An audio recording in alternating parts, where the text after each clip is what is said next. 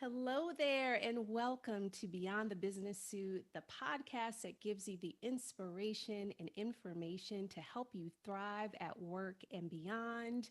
I'm Kylie Carr, your host, and I'm excited today for many reasons. One, because I love when we're able to have a live podcast recording experience.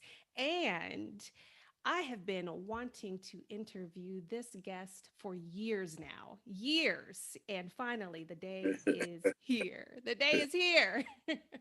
So I am so excited to welcome Harvey Coleman to Beyond the Business Suit. Harvey is the president and founder of Coleman Management Consultants, which for over 40 years has been supporting leaders in global organizations to help them manage the people and progression within their organizations. Mr. Coleman is a legend when it comes to career development. He is the creator of the PI theory, which stands for performance, image, and exposure. If you work for a large organization, you are probably familiar with it. He is also the definer of the unwritten rules and 7 levels that control our societal and organizational systems.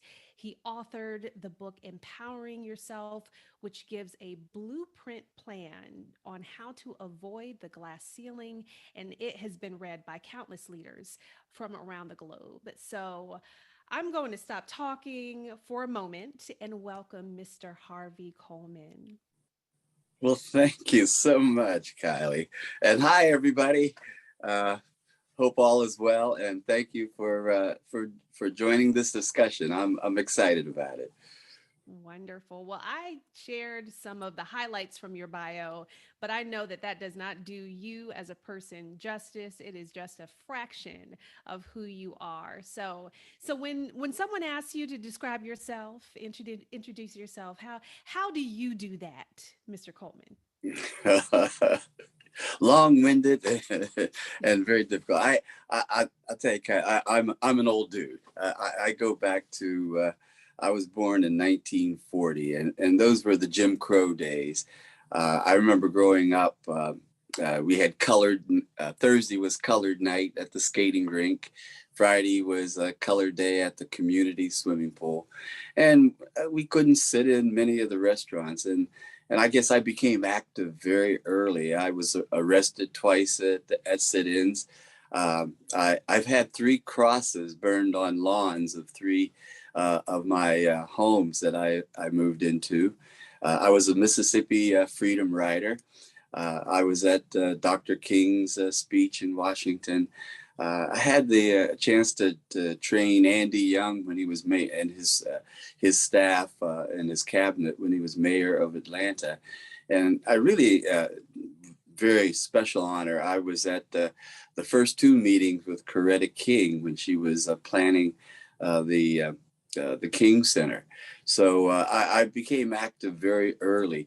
I was hired by IBM. I was the first black sales rep that IBM hired, Xerox hired nationally. And that's where I started to get a feel for what the rules were all about. I transferred over to IBM where I stayed for 12 years, a lot of positions, sales manager, a manager of equal opportunity, management development. And I was in those days, it wasn't called human resource, it was personnel manager. That really dates me. But one unique, I like to, event or experience I like to share. I was asked in 1967 to write IBM's first Black awareness program. And I did so, and because I was the author of the program, they asked me to hold all of the sessions of all the offices south of the Mason-Dixon line, east of the Mississippi. So Georgia, Alabama, Mississippi. I had the tough territory, and the mission was they were going to have an open session in every branch, and everyone could we read what the new rules were. In many of those locations they still had colored bathrooms and white bathrooms, so that's how ingrained in tradition. But the format was you could say anything you wanted to. and there was no repercussion. But the moment you walked out the door, if you violated the new equal opportunity laws and policies, you were instantly dismissed. But in those open sessions, and this shows how far we have come, the questions were, does your blackness rub off on the sheets when you sleep at night? 5 times, because I kept count of this one. They asked, "Is it true that black men have little tails?" Can you imagine that? Always questions about how could you live with roaches and rats, and we understand you only take baths once a week. Those were the attitudes that all of this began with back in the 60s, when we were allowed into the system. The significant part of why I started to study how this system works, I hit a glass ceiling. In my 8th year at IBM, I was one of 13 of the divisional managers in human resources. And the first year I was in the middle of the pack, and they promoted the top 3 people, and I thought that was fair. Next year, I was the #1 performer in all of the categories that job was being judged by. But they promoted 2 people that were below me. And I've tried to get answers, and it was, "Be patient, Harvey, your time will come." Then the next year I was moving further ahead as being the #1 performer, and they promoted 2 more. And at that time, there were only white males and myself. I was the only person of color. And I will have to say, of course, no women, not even in the ball game. But I started to realize that the only criteria that I was lacking, that I wasn't a white male. So I kind of left. I left in good terms, because IBM became one of my big clients after I left. So I didn't burn any bridges, one of the rules. But I went to a consulting firm, and this I like to, with the majority women audience today. I like to establish a little credibility of what I have. Of understanding the women's culture. I concluded I will never understand any individual woman very well, because I'm a man, but the women's culture.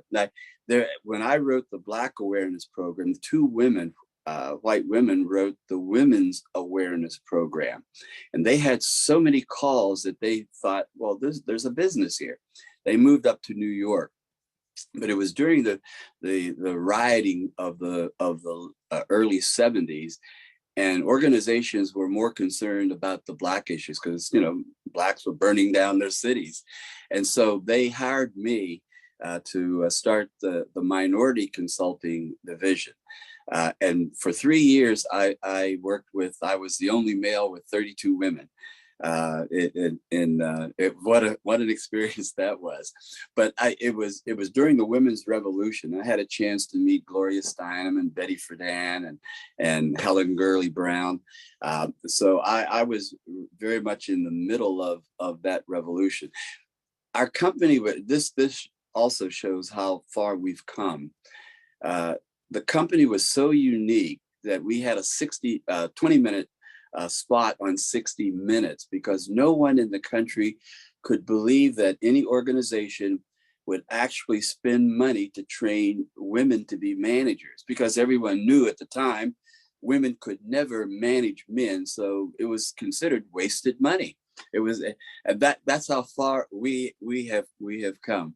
But I was a house husband for 2 years. I used to time when I got out of the military, my wife was working, and so it was my job to keep the house and feed my son. And I would time his feeding at noontime, because all my soaps came on, Search for Tomorrow, As the World Turns, and it caused a dilemma, because I'd go to the Friday neighborhood party, and I was in a dilemma. Do I go over to the men's group and talk about the football game, or do I go over to the women's group and talk about my soaps and how things were working out? But probably my final qualification this year, I will be my 60th year of marriage, and it has told me that I'll never be able to figure out at least one woman. And that's my lovely wife, Keita. But over the years, I really, for 30 years, I have taught women's seminars. And this is another indication of how far we've come. 30 years ago in our seminars, women were talking about, gee, I just got a new raise and I don't know how to tell my husband that I'm now making more money than he is. And that was a major fear of women 30 years ago. Today, the issue is I just became vice president and moving my family, and I'm trying to find my husband a job. And you can see the progress that we have made. But I think we're at a threshold, not only for women, but for African Americans, people of color, and all of the new folks coming into our workforce, that we no longer can wait for our society to change. We've got to sort of take the bull by the horns and start to learn how the system works, and more aggressively and on the positive side, start to apply ourselves and make a greater impact in the system. Ooh, so I'm seeing so many heads nodding. I'm seeing so much going on in the chat. And you all see why I said he is a legend, right? I mean, the I'm an old dude. experiences. No, you have had some amazing experiences and accomplishments, and there's so much richness in the experiences that you've had. And I love how you share the stories and the learnings to give back to all of us. So, on the note of, or on the topic of this organizational system and how this system works, what in your past got you started in pursuing, as you call it, the rules of the game? Well, it was really hitting a glass ceiling, because I didn't understand. I was the number one performer for 2 or 3 years in my position, and I was being passed over. And when I went to that consulting firm in New York, I had a chance to talk to a lot of executives. And every time I would ask them, what can you teach me? What do I need to know? They would always say, Harvey, you have to play the game. And I would pursue, well, tell me this game that I'm supposed to be playing. And they couldn't. They had always boiled down to, well, you got to keep your nose to the grindstone. You have to work hard. You have to perform. And I thought, well, wait a minute. I was the number one performer, and that didn't do it. There has to be something else. But it was after, and those were the days when you had the 2 martini lunches, 3 martini dinners. But after that second martini, these white executives started to tell me war stories, and they would start to tell me the connection that if I was talking to the president of an organization, he would casually say, well, the chairman and I were roommates in college. And I said, don't you see that as a kind of connection, as it's not what you do, it's who you know. But they couldn't, because all of them had worked hard. They had accomplished a lot. And they really thought uh, that was the reason that they were in the position, because they were just very proficient and effective workers. But I started to see that, no, there's so much more to this. And that's when I came up with the pie theory. And basically it said that your performance, although absolutely crucial, will never be worth more than 10% of your success, because you can be replaced in 24 hours. That's why we have succession planning, because if I get hit by a truck and I'm a vice president, there'll be another vice president in my office in 24 hours. And so everyone is replaceable. One in my day, one monkey don't stop this show. The I is for image in pie, and that stands for the image of not where you are, not for the level that you currently exist in. The I is, am I developing the image of the level that I want to eventually go to? And that I equated it as 30%. The E is exposure. And that is, oh, gee, my roommate was, my current roommate was, who's chairman, we were roommates in college. That says no. Have to get to know the right people. And the theory of this system is the only way you can move. As you have explained, there are 7 levels. The only way you can move from, as an example, level 4 to level 5 is to have someone pull you to that level. You can't buy your way there. You can't negotiate your way. You must, and this is a critical must, have a sponsor. And how do you gain a sponsor? Well, that's the understanding of the rules that are so important. In order for a sponsor to move you to the next higher level, they have to be confident that you won't embarrass them.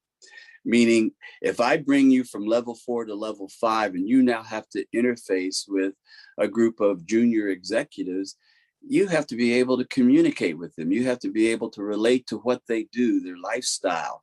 When they start a conversation about the golf match that they're in, you cannot come up with the bowling game that you just put in, because they don't bowl anymore. They might have earlier in their career, but they have advanced, they have grown, they have learned a new language, a new culture. And there are 7 different cultures. And the moment you stop learning one of those cultures, you have just put a glass ceiling on your career. If that makes any sense.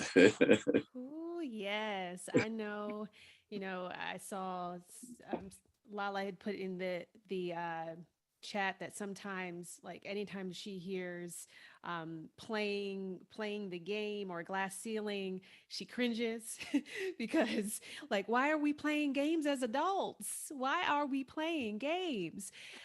And you Okay. know, what I hear in that too is that what I hear you saying is that there are certain cultures for each of these 7 levels, and many of us equate that the idea of assimilating or adopting that culture as assimilation, and in the Black community, honestly, selling out. So what do you say to those who feel like, I don't want to sell out and play by the white man's rules? Yeah. Oh, that is such a tough one. And it's an emotional change that I think everyone has to go through. I know I struggled with it, especially back in the 60s and 70s. If you did anything outside of our culture, you were Tommen.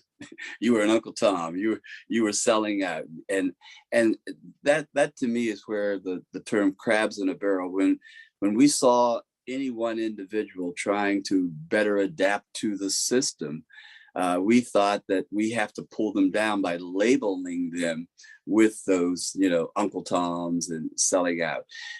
And unfortunately, that's still going on today. I think it's in the term people are saying, I want to, and I have the right to be my authentic self. And every time I ask people, what does that mean, your authentic self? The bottom line, as I translate it, is, I'm comfortable being me. I don't want to step outside of the world that I'm comfortable in, and I should have that right to do so. And of course, the answer is, of course, everybody has the right, because this is a game of choices. And I really, in addressing that issue, why do we have to play games, is that it's a competition. Just as I was passed over by 5 people, and I didn't get on the starting team, that says you're competing in this game, and it's a pyramid. The higher you move up in the pyramid, the less opportunities there are. There's only one chairman, usually one president, and so therefore you're in rarefied air.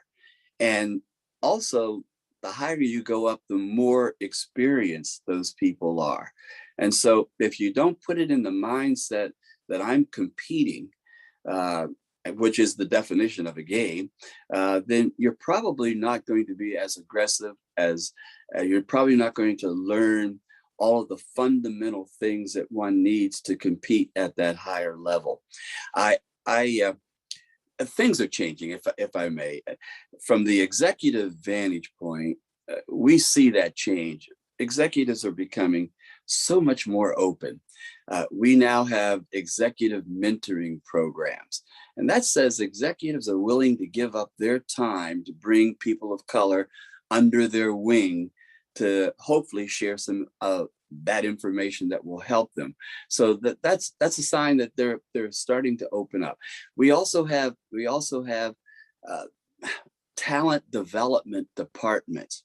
Organizations are forming departments just for the sake of developing people. And then finally, we can see the support that executives are giving ER groups, executive resource groups. They're delivering, allowing people the time to run those groups. They're financing those groups. So all of that is an indication that executives are much more open to see change happen, and for good reason. I mean, people just don't give away power for no reason at all. The reason is that they're looking at the facts, and the facts are that, as we now know, by 2040, white people will be a minority. Now they'll be the majority minority, but they will drop under 50% of our population. Even more incredible, by 2060, and that's only 40 years from now, only 29% of our workforce will be white males. Now, you'd say, well, they'll have a pipeline, but that's the amazing statistic. In 1950, they surveyed everyone on this planet. There were 37% of everyone on this planet was a white male. In 2060, only 9% of the planet will be white males. And what does that say for us as people of color, women, people, immigrants, trans folks? It says there's going to be opportunity.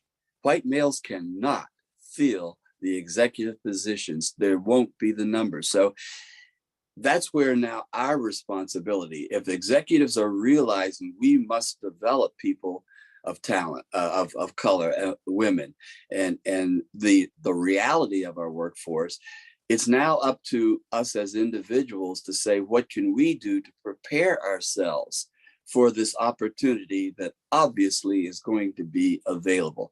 And that's where I see one of the biggest hurdles. I've just written my another book, and it's called The Difficult and Challenging Journey to Mainstream America. And the subtitle, a journey worthy of consideration.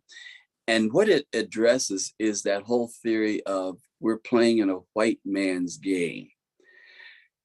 My contention is we've got to change that thought process, because I ask young people, as an example, have you ever tried to go to opera or to a ballet? And they say, I don't want to go to that old white folks music. And I respond to that. I said, have you ever heard of Paul Robeson? Have you ever heard of Marian Anderson? I mean, Paul Robeson was probably and has done more good for our journey to mainstream America, which I'm calling, instead of the white man's game, it's the mainstream American game. But Paul Robeson probably did more activism as almost equal to Martin Luther King. Marian Anderson singing on the steps of the Capitol to prove a point that we belong. Even in today's world, Leontine Price, Jesse Norman. In ballet, of course, Alvin Ailey, the Harlem Dance Theater. Misty Copeland, probably considered the best ballerina in the world. And for us to deny them as not being a part of this system and just saying it's a white system is really denying our history. If you take tennis, Althea Gibson and the Williams sisters, golf, Tiger Woods, we have made a tremendous impact, and it is no longer the white man's game. If you go back to the very beginning, when England came over, the first settlers, they were going to die if it wasn't for Squanto and the Native American tribe giving them the tools to survive. That was the first blending of American cultures. Now, here's where we make the mistake that it's a white man's game, because the next immigration that came over were Europeans, the Irish famine, the Italians, the Germans, the Polish people came. And so as their children moved into power positions, we still outside of the system said, oh, it's a white man's game. And it was. But since that time, the incorporation of the Southwest of our country, we now freed slaves, now given the right in 64 to get into the system, we have made a tremendous contribution. We now have had a president. We now have a current woman, African-American woman, vice president. We now have Ketanji Brown Jackson, the first Black woman Supreme Court. These are positions that are molding the rules. And so for us to think that it's just a white man's game, instead of acknowledging the great contribution that we have made in the past, and I dare say, as we become more game players, we are going to, as we have always done in every game, you tell us the rules, baseball, football, basketball, were all white men's games. But you let us in there, and you look at the television today on basketball court and the foot, we dominate. We dominate. And we have always done that, except in the world of business. And the only reason is that we just haven't taken time to learn what the rules are, so that we can now change it from a white man's game to an American mainstream game. But I think we're doing it, and we're going to, our next generations are going to be much more powerful at doing it than ever before. Ooh, you're getting us fired up, Harvey. We are ready. We are ready. Now is our Let's go get time. them. Yes. So I want to Yeah, stay on this idea of it being our time and advancing in these organizations. Yes, we have dominated when it comes to sports, music, culture, like driving culture, like Black people drive culture globally, and yet and still representation at the top of organizations is still abysmal when it comes particularly to Black executives and people of color. So what are some of the biggest mistakes you've seen Black leaders make, and especially or particularly Black women, if there is any difference, as they're trying to elevate into senior leadership positions? yeah. The first, the maybe addressing, is there any difference as translated through the cultural eyes of Black women versus anyone else? Or does the rules change? And the answer to that is no. The rules are the rules are the rules. But and you can come forward as African Americans and African American women saying, but that's unfair. We had to struggle through slavery. We had to struggle through Jim Crow. We had to struggle through all of the slow changing attitudes of the American society. But I always say, yeah, but how much better are you? Would you rather play the game as a Black woman versus someone who's labeled gay or lesbian, or someone who's a trans individual, or someone who's a quadriplegic in a wheelchair? You think that they don't have an unfair advantage? And the answer is yeah. You can never have a set of rules where there's a level playing field. Everybody's going to have some type of, and we call them handicap. And Black women, African American men, Cuban men, we're handicapped. We're not going to start at the same place as that dominant white community, a youngster who has a boarding and prep school education, who has access to the country club. Yeah, they're going to start far ahead of us, but it doesn't mean that we can't catch up. But in order to catch up, we cannot deny that the rules are there. We now have to jump into the mainstream and compete with those individuals. And we have shown in the past that we can.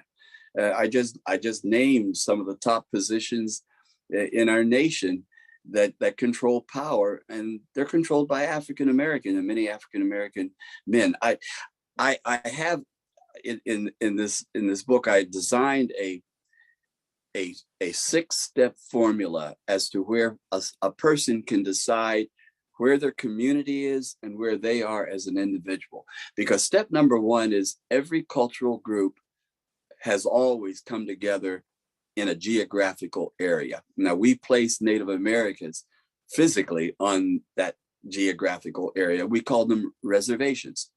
But every cultural group has a reservation. Little Italy is a reservation. Uh, Germantown is a reservation. The Black community, the Cuban community, because it's very comfortable and very natural for people brand new to this country to collect together for protection and for comfort. The second step is when you send your children out to mainstream schools.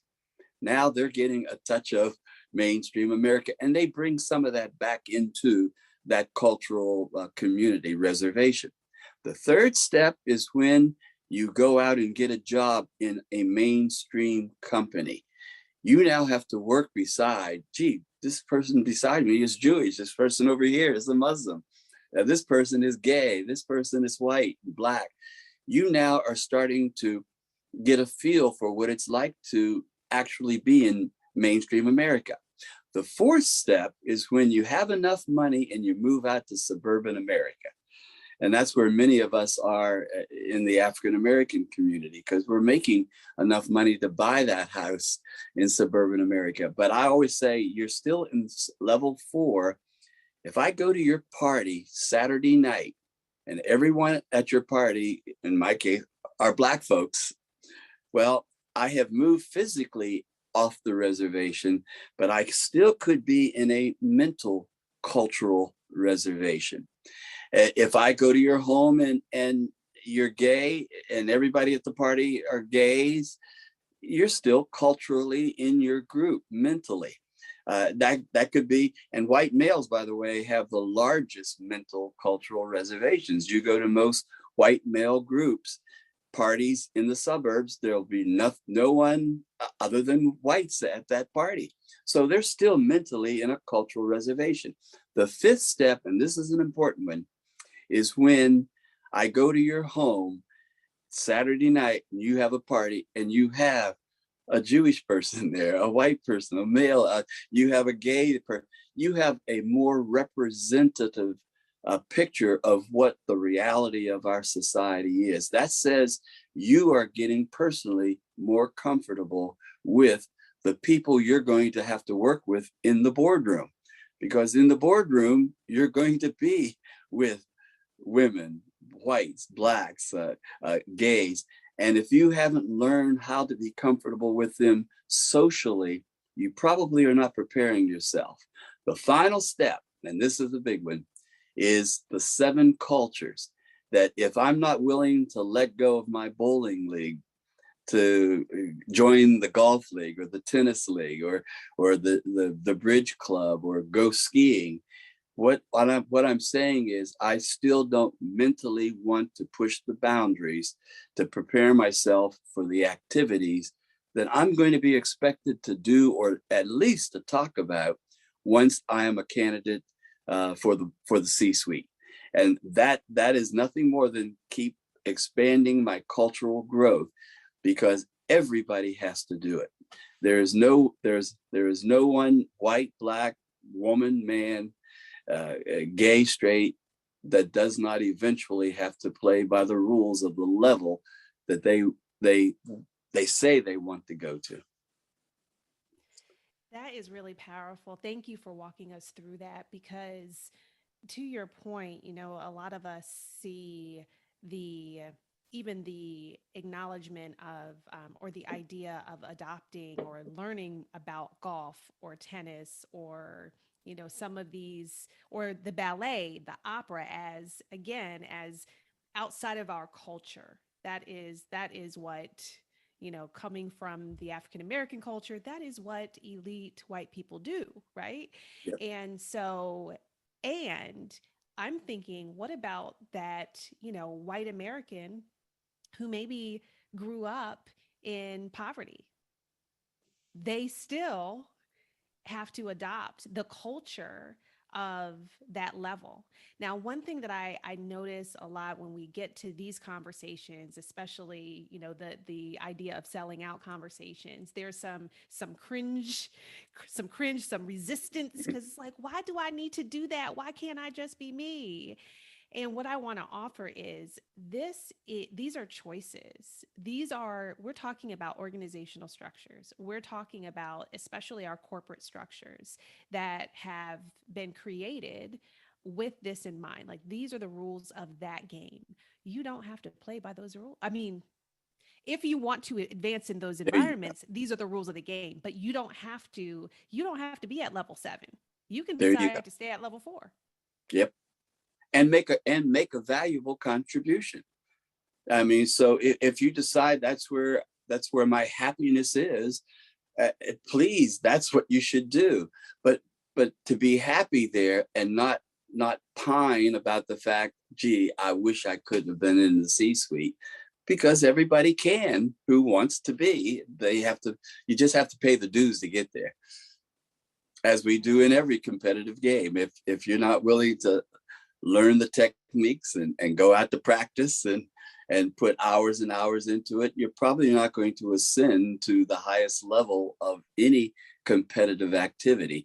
It's no different than it is in corporate America.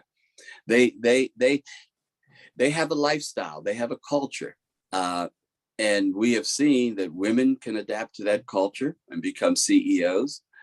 African American men can adapt to it. White men can adapt to it, because, as you very rightly pointed out, every white male is not going to make it to the C-suite.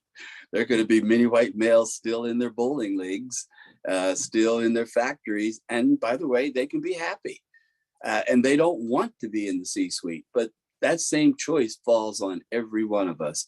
As African Americans, as women, we are not exempted from having to make that choice.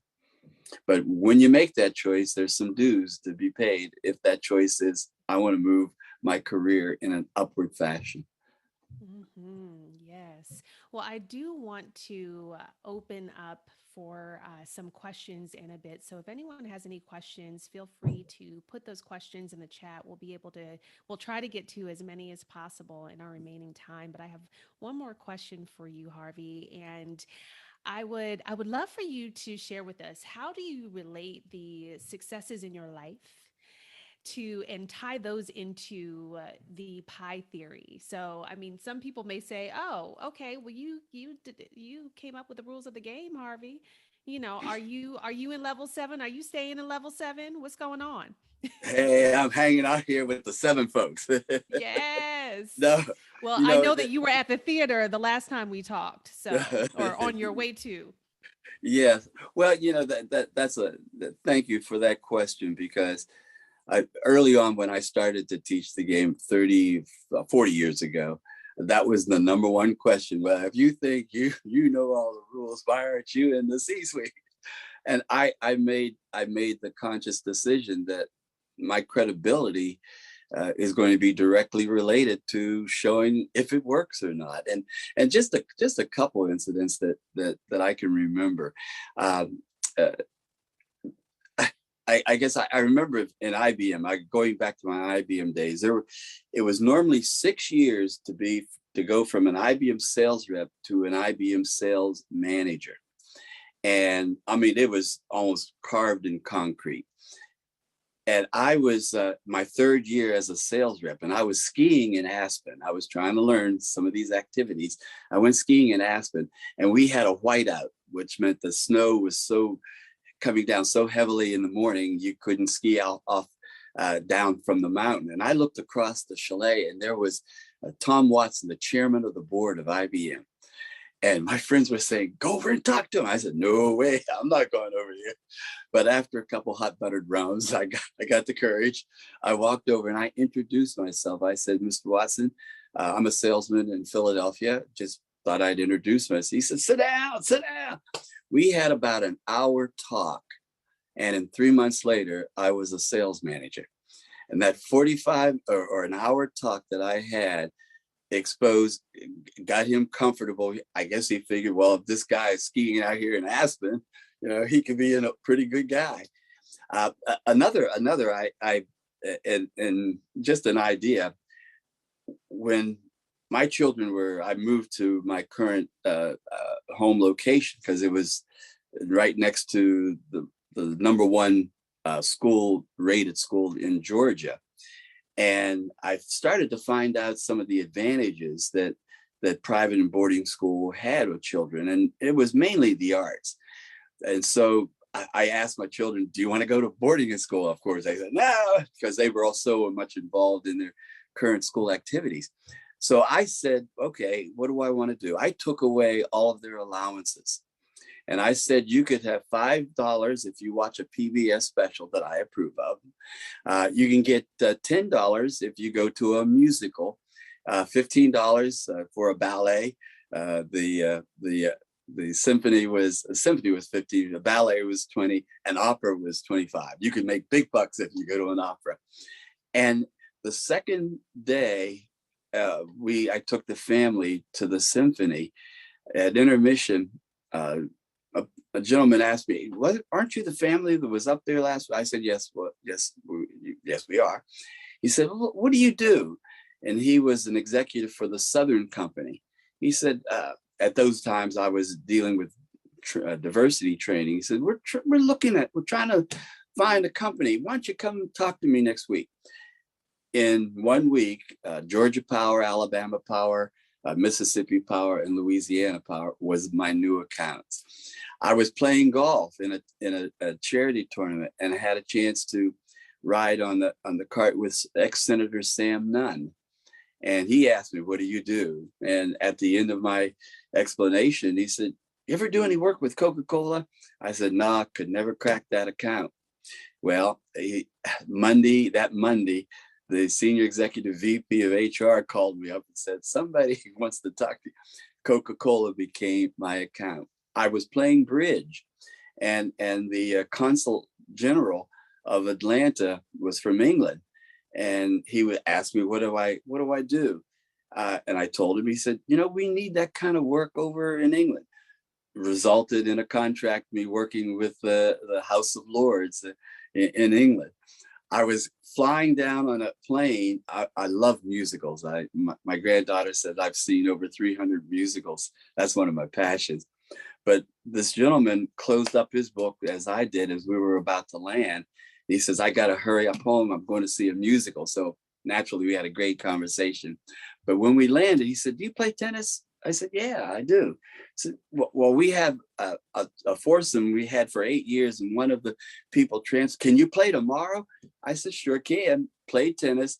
He happened to be on the board of the Georgia Museum of Art.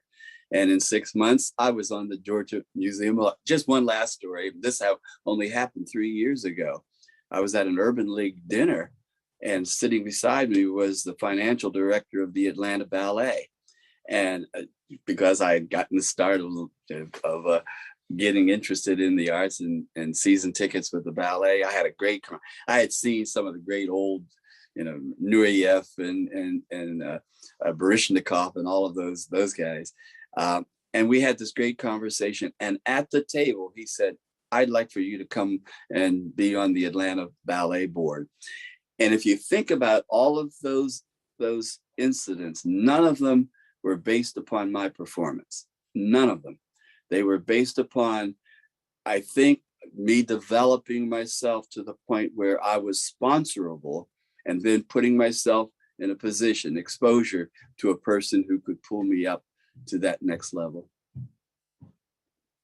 Wow. Wow. Somebody put in the chat serendipity. And it's like you were prepared. To your point, you were prepared. I've heard, people say success is preparation meeting opportunity, or luck is success meeting opportunity. And Yes. or preparation meeting opportunity. And you absolutely were prepared, and you were able to meet that moment or meet those moments for You know, sure. can I just maybe make a comment? Sure. The system doesn't demand that you become an expert in any of those fields. It's just if you're at a meeting, a conference, or a cocktail party, and two experts are talking about any one of these subject areas, all you do is, and they turn to you and say, Harvey, have you ever been to a ballet? And you just say, yeah, my favorite is Swan Lake. And then just watch them light up, because now they have discovered an African American that doesn't resent them from doing the things that they do. And they will now give you an MBA education on the, or you, from that point on, just ask questions. Well, what's your favorite ballet? How did you get interested in the ballet? What do you think are the growth areas that the ballet? You're now collecting all of that experience and data, and all you did was be able to say, yeah, I like the ballet, and they will now do the rest as far as your education. Now you take that knowledge to the next conversation, and you're now an expert because you have all of the experience of the conversation, or the man or the woman who just informed you about their experiences. So it's not that you have to go out and be the best golfer. All you have to say is, yeah, I like golf. I've played golf before, and let them do the rest. Yes, yes. And Danielle made a great point in the chat. She said it's relationship building. There you go. You are connecting, you're making those connections with them in and being curious about something that's going to resonate with them and finding those common points, which I think is so important. One final question that I have for you, and ladies, you might be able to get one in, so put it in the chat. But what do you hope the future will be like for your grandchildren's grandchildren? Oh, wow. What a great question. I can almost say, I don't think, I can almost say with a degree of certainty, um, that our grandchildren's grandchildren will have mainstream. I see the difference from my generation to my current children to my grandchildren already. They have mainstream, and we're going to be a mixed race country. What shocks me, I remember the day when Nat King Cole had a 15-minute show and the entire South shut him off. They didn't even want to watch to see a black man on television. Last month, we were watching a football game, and I was making a comment to my brothers. We were on a conference call watching the game together. I said, do you notice how many mixed race couples are on television? And we counted 13 out of 15 commercials had mixed race couples. That is not going to stop. We're going to be and our great grandchildren are going to be mainstreamed individuals. They're going to be in power positions. They are going to be the people molding the rules of everyone, and and the rules are not going to be white rules, black rules, women's rules, men's rules. They're going to be player rules, and our great grandchildren are going to be definitely in the mix. But I guess what I'm saying is we don't have to wait for our great. We can do that. Our generation, not my, your generation of all of the folks listening. It's not too. I figured that it takes 1 to 2 years to become fluent in any of the seven cultures. It's no big deal. So everybody has ample opportunity to prepare themselves. My point is, though, keep learning. The moment you stop learning new things, you are stopping yourself from connecting with different circles of people, people of power, people who can move your careers ahead. So just keep learning. Go to the symphony, the ballet, golf, tennis, whatever it takes to say there's not a conversation that I will ever have at a cocktail party that I won't be comfortable at least to jump in to say, yeah, I know about that. So keep learning. Beautiful. I see we have 6 minutes. I see a question, and that is, and actually, Nikki, would you mind asking the question? Yes, I can, Kylie. Thank you. Sure. Um, Hi, Hi, Harvey. hi, is it Nikki? Yes, Hi, yes. Nikki. How you doing? Hello. I call myself third generation upper middle class Black family. Okay. Um, Also mixed in the generation before mine. And one of my regrets is that my parents didn't teach me African American vernacular English, that I have, more experience learning opera in my spare time instead of doing something on a basketball court. How do you balance teaching your children to be comfortable with the mainstream, but also feeling in touch with their roots and feeling comfortable with people who do look like them where your family originally came from? Yeah, the core of teaching children respect everybody. My favorite poem, if Rudyard Kipling says, "If you can walk with kings nor lose your common touch, if you are just as comfortable talking to the janitor in the corporation as you are to a member of the C-suite, you basically mastered the game." In my day, we weren't allowed to enter into the white world, so we had organizations like Jack and Jill to bring uh, uh, like-minded African American children together to keep that contact. Many folks specifically will send their children to historical Black universities because they want to ingrain their children with that basic that basic philosophy. But going forward, that's going to be less and less of an issue because we're going to be blended. We're going to be mainstreamed, and that says we're going to meet African Americans, at the mid level, at the junior executive level, at the C-suite level, but hopefully we have family that's always going to be, family still farming, family still working in the factories, and every time we go back to the family reunion, cousin Billy's going to keep you in place, because uh, the point is that it's not a value judgment as to where people are. It is, am I willing to become knowledgeable and comfortable of everybody that will ever interface my life? And we can make a choice to do that. We can make a choice to do that. Does that make sense to you? Yes, thank you. Okay, sure.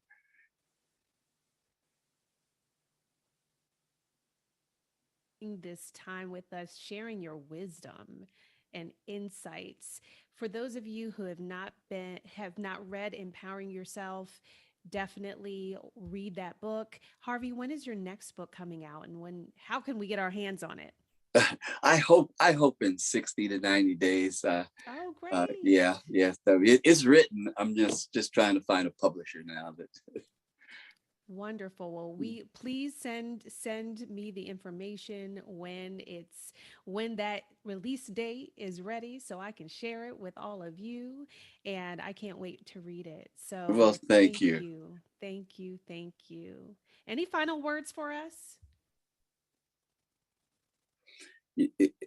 Can I tell a 30-second little story? Of course. My favorite, Pablo Casal, 94 years old, one of the greatest cellists ever touched the instrument, was giving a concert in the Kennedy Center. And before the concert, one of the critics asked him, "Maestro, I understand you still practice 4 hours every day. Is that true?" He said, "Yes, it is." And the follow-up question, "Why would you do that? Everyone knows you're the greatest virtuoso that has ever touched that instrument." And his answer was, "Well, I do it because I'm making some progress." 94. That says, here's a person who says there's always something to learn. And I tell graduate students, the moment you get your degree, the learning has just begun. Yes. Oh, what a beautiful way to end this time. Thank you again. And for those of you in the Emerge Academy, this is just a preview. Harvey is back with us next month to give us 3 hours, a 3 hour training. So I cannot wait for that. I look forward to continuing this conversation with all of you, the women of the Beyonding community. I know we have some talking to do, and emerge. We're going in, and for anyone who's listening to this recording, I hope that you come back to beyondthebusinesssuit.com, find the information for this episode, and continue the conversation and engage and share it with others who need to hear it too. So thank you all for joining us. I hope you have a wonderful rest of your day. And Harvey, I look forward to connecting again soon. And for those of you who are live here, if you want to learn more about the Beyonding community or the Emerge Academy, I put the links here in the chat. And for those of you listening to the recording, I will put those links in the notes for this episode, as well as how you can get Harvey's information and his books. Harvey does a lot of speaking. So if you are in a position to bring in speakers to pour into your professionals and leaders, definitely have him come and pour into them. So thank you again, everyone. Thank you very much for having me, Kylie. Bye, everybody.